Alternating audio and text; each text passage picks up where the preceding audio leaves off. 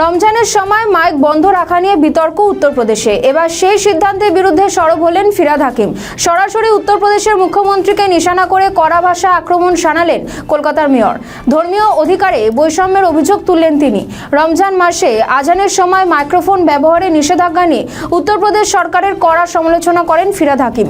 তিনি বলেন, এই সিদ্ধান্ত সংবিধান বিরোধী। তার অভিযোগ, ধর্মীয় স্বাধীনতা খর্ব করছেন যোগী আদিত্যনাথ।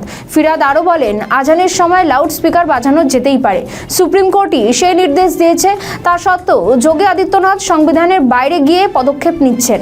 তার দাবি, দেশের সর্বোচ্চ আদালতের নির্দেশ অমান্য করে এ ধরনের সিদ্ধান্ত নেওয়া গণতন্ত্রের পরিপন্থী। এ ধরনের পদক্ষেপ দেশের ধর্মনিরপেক্ষ কাঠামোয় আঘাত আনে। আরও কি বলেছেন শুনুন। स्पीकर नहीं लगे, इस फरमान को कैसे देखते हैं? Absolutely bogus, idiotic. जब लाउड स्पीकर लेके सुप्रीम कोर्ट ने दिया है जो अजान के टाइम में लाउड स्पीकर चल सकता है, जोगी एक्स्ट्रा कॉन्स्टिट्यूशन कर रहा है, भेदाभेद कर रहा है। हमारे भारतवर्ष के संविधान है, हमारे भारतवर्ष के परंपरा है, जो हजारों साल हम लोग सब धर्म के आदमी मिल के एक साथ रहते हैं। वो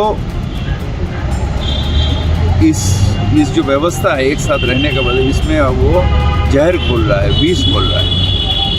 हम कहते हैं love for all, hatred for none.